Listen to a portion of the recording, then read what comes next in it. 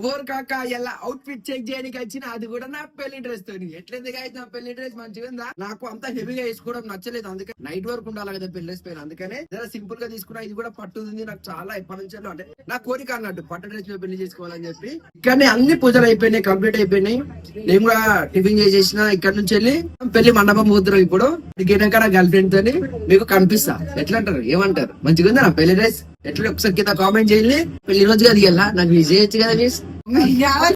ఇది పెళ్లి కొడుకు వడకత్తెర ఎందుకు ఇస్తారో ఆచారం అయితే నాకు తెలియదు కానీ మాత్రం పెళ్లి కొడుకు చేతిలో వడకత్తెర ఉండాలి మా ఆచారం ఇది జేబులో పెట్టుకో మమ్మీ డాడీ ఇంకా వచ్చేసి చూసిరా మా డాడీ ఇంకా ఇక్కడ ఇప్పుడు ఇక్కడికి మనం ఎక్కడ పోతున్నాం పెళ్లి పద్ధతికి వెళ్ళాలి అప్పుడు మా డ్రెస్ చేంజెస్ మా మమ్మీ వాళ్ళ డ్రెస్ చేంజ్ అయిపోతాయి మా మమ్మీ వేరే సారీ మా డాడీ వేరే షర్ట్ మొత్తం వేసుకోలేదు చూద్దాం పెళ్లి మండపంలో కలుద్దాం ఉంటా మరి మళ్ళీ పెడతాం మళ్ళీ కలుతా బాయ్ ఫ్రెండ్